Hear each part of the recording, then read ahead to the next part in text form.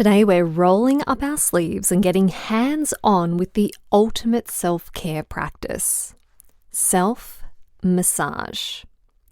Now, before you start thinking, I can just pay someone else to give me a massage or ask my partner, we don't want to get in the habit of outsourcing our self-love.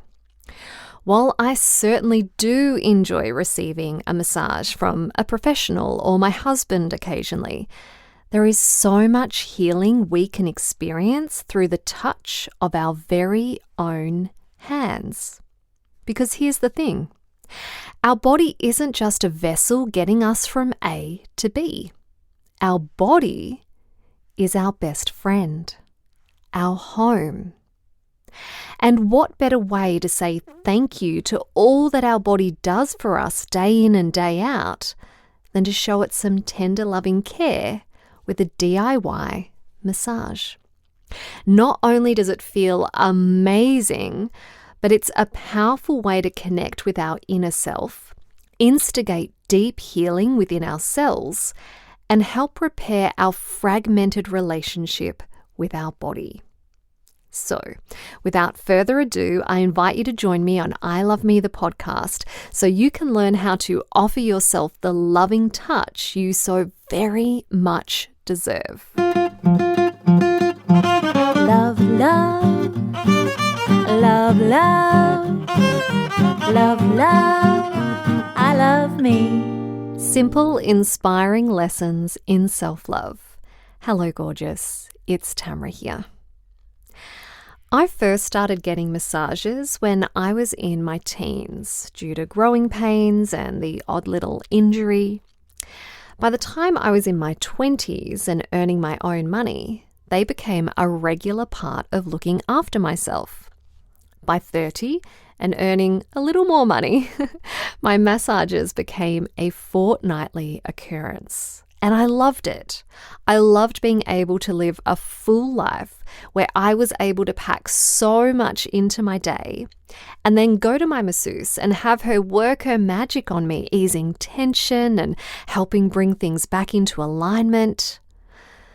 The only problem was that I was using someone else to guide my body back into balance, as opposed to taking the time to connect into my own inner wisdom so that I could learn how to live my life in a way that didn't create so much tension in the first place.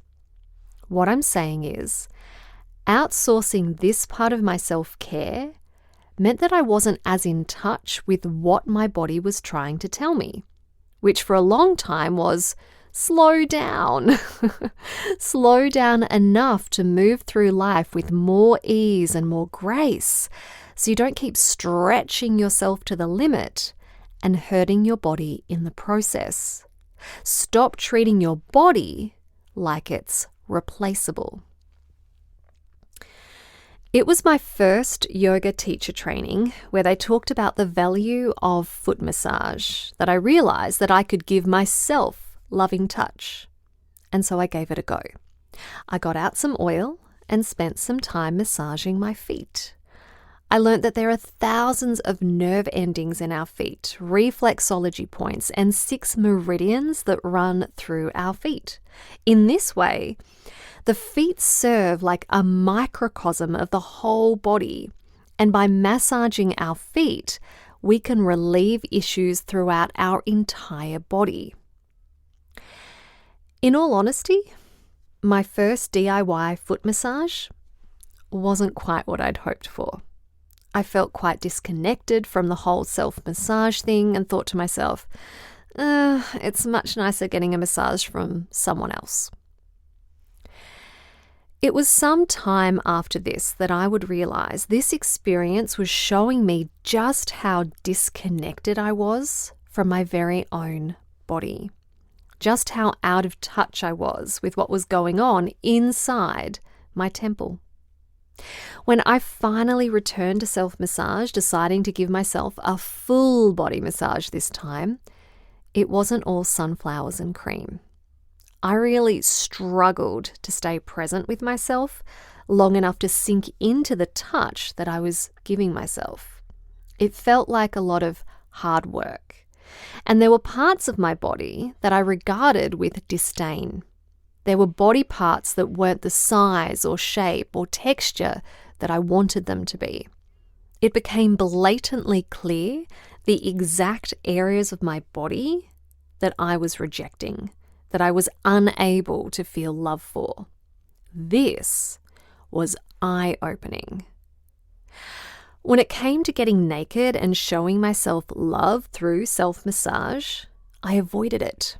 I put it at the end of the list of things I thought I should do for myself, and I witnessed the resistance I had to connecting with my very own body, the body that I lived in. And I wondered, why was I avoiding my body so strongly? Over coming weeks, I decided to commit fully to a weekly full body massage. And it was during this time that I was able to melt away the shame and self-loathing, release tension and holding patterns, and stop disassociating from my body. Instead, I started to feel more engaged with my body, better able to feel myself massaging myself. I started to feel internally guided to the areas of my body that needed my loving touch the most. And as a result of this, I started to fall in love with my body. I started to be grateful for all it did for me. I started to feel more confident in my ability to come into communication with my body and be able to listen to the subtle whispers that were letting me know what needed my attention. Then one day, realizing that it was my butt that I felt the most dislike towards, I did a little experiment. Each day, I would spend at least 5 minutes massaging my bottom. But as I did this, I imagined I was massaging love into my bottom. Over the course of 2 weeks, I started to feel myself coming into a healthier, more appreciative relationship with my bottom. A relationship where I no longer disliked how it looked. Now, my husband had been away for work during the 2 weeks of my little experiment, and I hadn't told him what I was doing. Yet when he returned, one of the first things that he said to me was, "Your butt's looking really good." Now, this was not how he usually spoke to me, as he was not someone to comment on how I looked. So this confirmed to me that I changed my relationship with my bottom. It was holding a new energy because I'd taken the time to offer a part of myself that I had rejected. I'd taken the time to offer that part of me love. And as a result of this, I'd come to accept and appreciate this part of myself. So, this is one of the reasons why I love self-massage.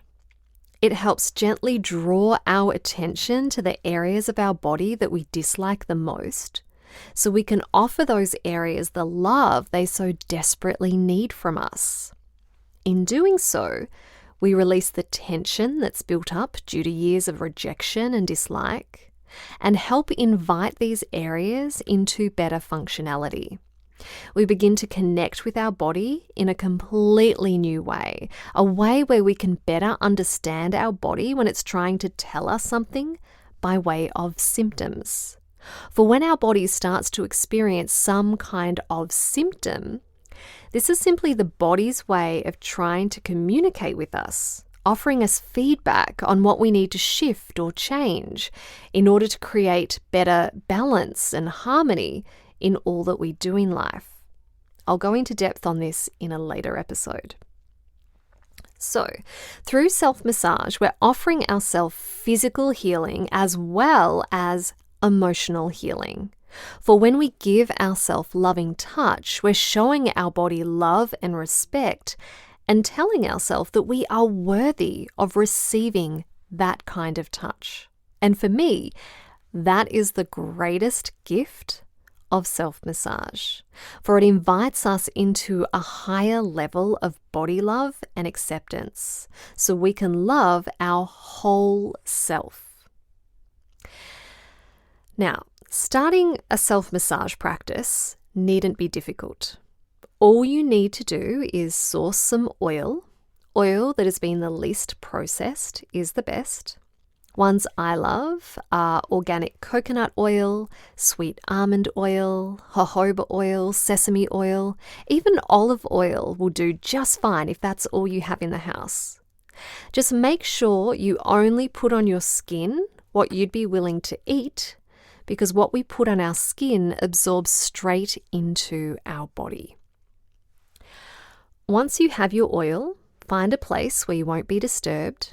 Turn off your phone, take off your clothes if it feels warm enough, sit down on a towel so you don't get oil everywhere, then coat your hands in oil, rub them together to generate some heat, then start to offer your body that loving touch.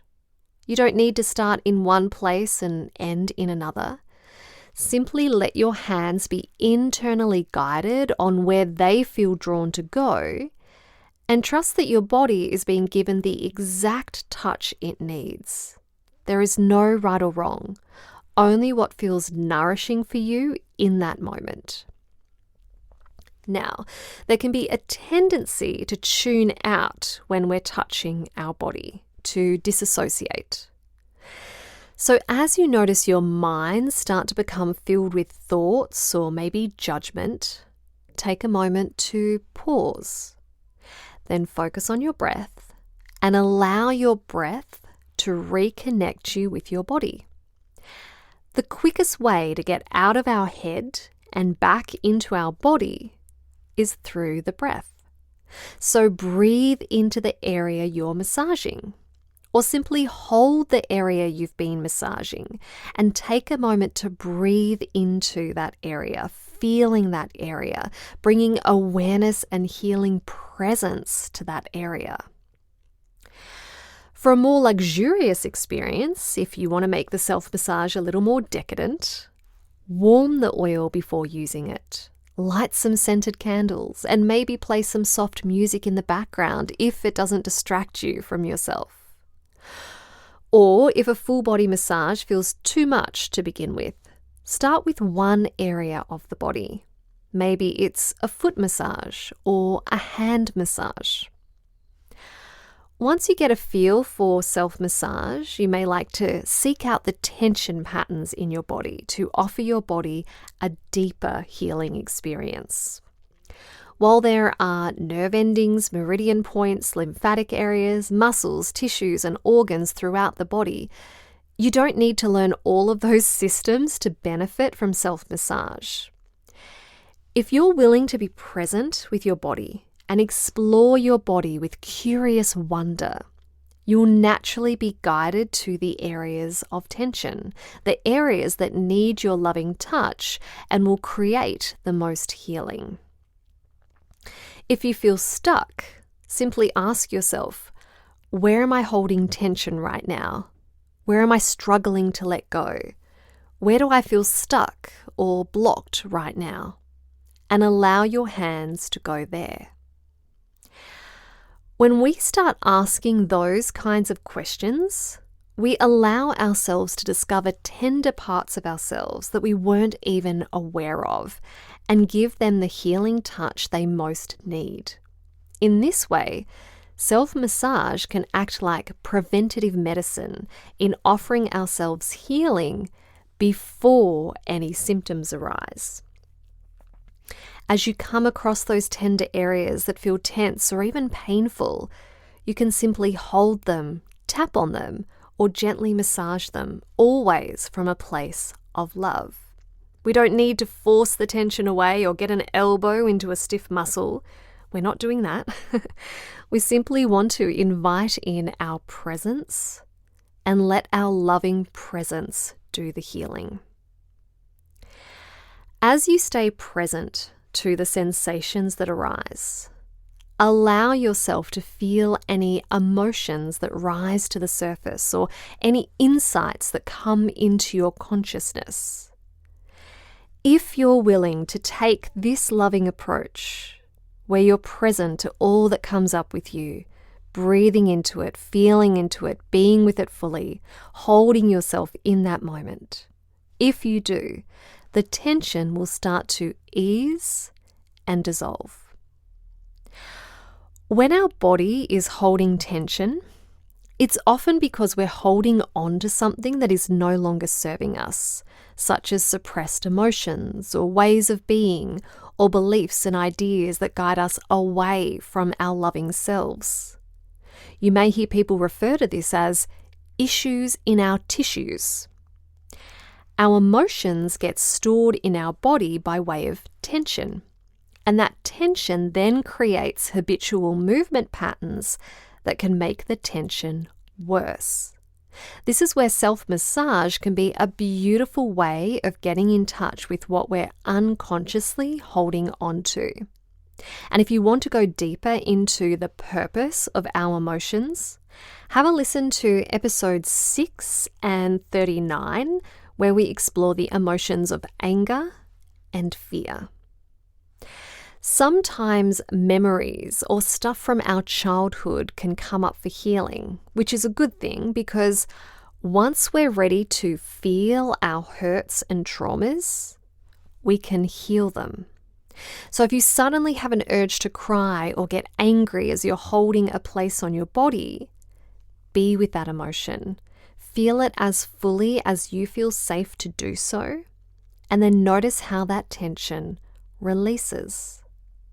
This is how we start to see how the mind and body are simply a mirror of each other. One affects and creates the other, and vice versa. As we bring presence and awareness to one, we access the other.